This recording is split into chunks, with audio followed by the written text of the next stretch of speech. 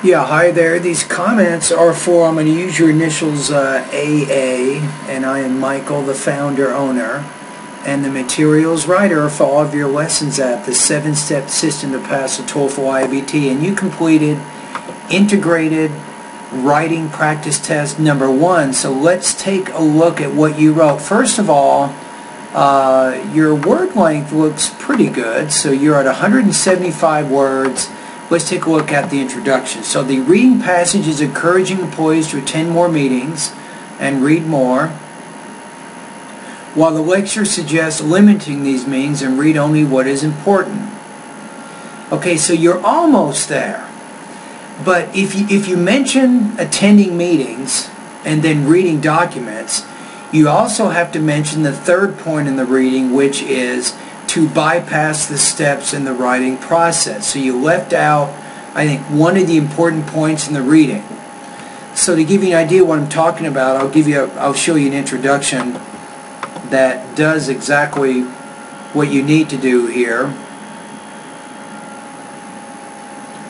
So it says, for businesses to be successful, the reading passage recommends that all employees participate in all meetings, read all the materials, and bypass the steps of the writing process when writing reports, but the lecture questions the efficiency of these suggestions. So this introduction, I think, is a little bit better because it includes all 3 points from the reading, not just 2.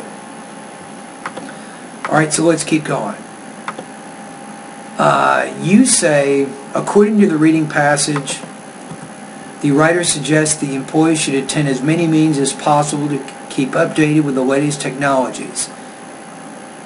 Here you want to say on, not in. On the other hand, the lecturer is suggesting to limit these meetings and avoid long or unnecessary meetings by doing things, you want to say here, through email or phone calls. I think that's an important idea there.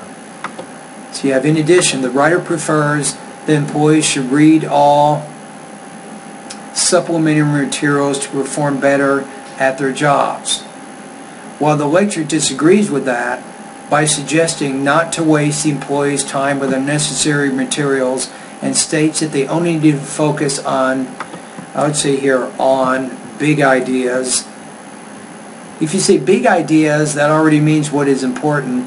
You might say, maybe,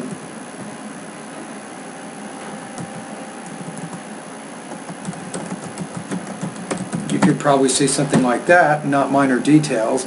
Also, the writer suggests that the employees shouldn't spend too much time to organize the documents before writing, and they should write the whole documents all at once.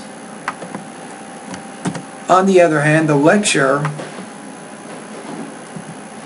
recommends to follow the steps in the writing process, including outlines, first draft, and summary.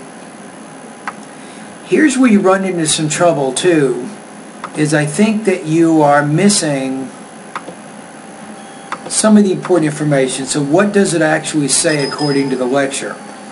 It says, separate the steps in the writing process. So compose an outline, write a rough draft, go back over the work and revise, and then rephrase ideas or phrase ideas. Those are the different things that are mentioned, so I think you are missing some ideas here. Okay, so let's take a look at your score. So overall, though, you have a pretty good understanding, I think, of what you have read and what you've listened to. So I don't think you've changed the meaning of anything. You haven't misrepresented any ideas. So I'm going to give you a fair score here.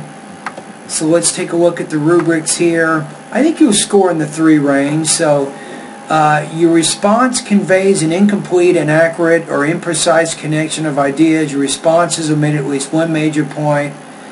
So even though your response is somewhat connected, it communicates only unclear global and even imprecise connections of the points made. I think it's better than that.